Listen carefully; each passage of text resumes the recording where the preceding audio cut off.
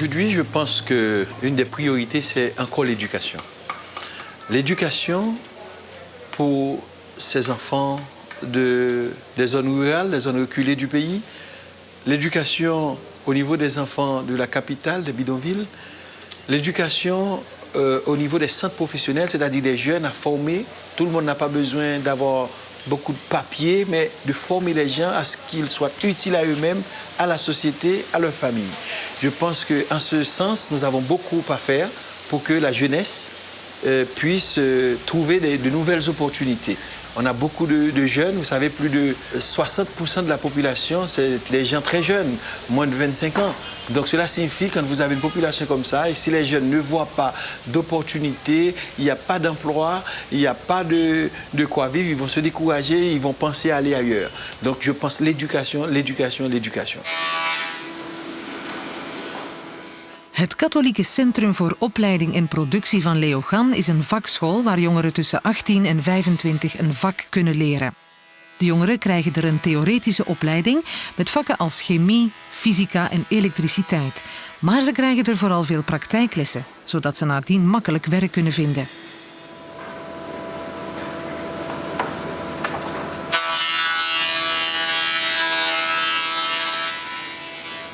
Er worden verschillende opleidingen aangeboden.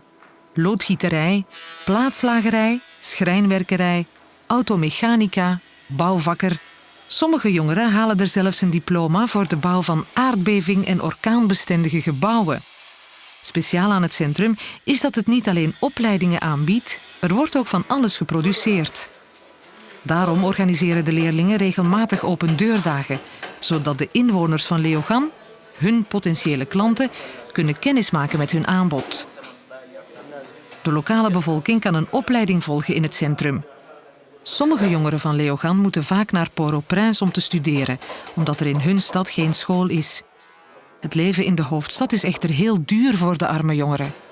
Sommigen onder hen kunnen hun studies niet afmaken, omdat hun ouders niet over het nodige geld beschikken.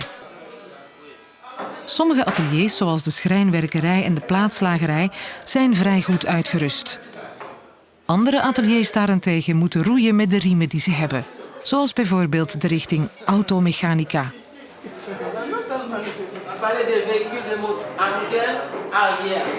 Les voitures à propulsion et à moteur arrière n'ont pas d'arbre de transmission. Le différentiel se trouve entre l'embrayage, entre l'embrayage et la transmission. Et si vous regardez là, ou motrice arrière. Oui, moi je parle de traction arrière. C'est ça que se voit énergie moteur. Cet établissement, c'est CCFPL, c'est-à-dire Centre catholique de formation et de production. Mais à la salle de mécanique auto, nous n'avons pas produit beaucoup. Nous n'avons pas produit rien. Car nous sommes en deuxième année de la mécanique auto, nous n'avons même pas la possibilité de même ouvrir un moteur monocylindre, une motocyclette, une génératrice. Nous n'avons même pas encore capable de faire tout ça. Nous réclamons la production, c'est-à-dire nous n'avons pas de moteur. Il n'y a pas de gens qui viennent par ici avec des voitures pour pouvoir les réparer. Il n'y a pas de ça. Et chaque jour, on vient par ici, du lundi au vendredi. Et parfois, nous n'avons même pas un sou dans nos poches pour pouvoir acheter de la nourriture pour pouvoir manger. Mais on réclame tout ça. Et mes parents ne travaillent pas. Elles ne travaillent pas, mais ils font beaucoup de sacrifices pour pouvoir me donner un petit moyen pour pouvoir payer l'école. Et nous avons beaucoup besoin de manuels tout et des livres en mécanique auto pour pouvoir enrichir nos connaissances. Hein. Car l'avenir du pays se repose sur nous-mêmes. Car si nous n'avons pas bien appris, alors le lendemain, nos enfants, nos petits-enfants vont souffrir. Et la société tout va dégrader.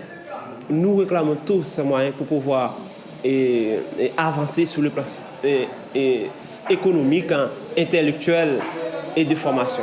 C'est ça.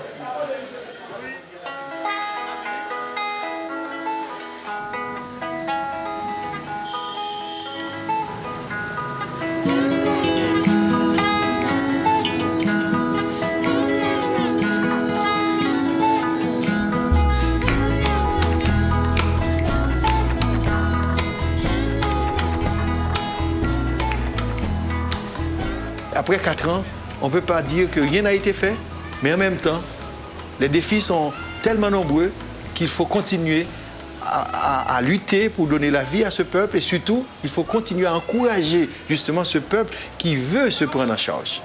Et maintenant, nous avons compris que par rapport à cette plaie qui semble être une plaie béante, une plaie ouverte que représente Haïti aux côtés des nations, je pense que aussi Haïti peut devenir un langage pour les autres nations. Haïti peut devenir comme une sorte de prophétie pour les autres nations. Dans la douleur, il ne faut pas se décourager. Dans les souffrances, les épreuves, on peut, à travers la solidarité, on peut, à travers cette forme de résilience, à travers cette forme de partage, faire un pas vers l'avant dans notre histoire, l'histoire de l'humanité, l'histoire des peuples.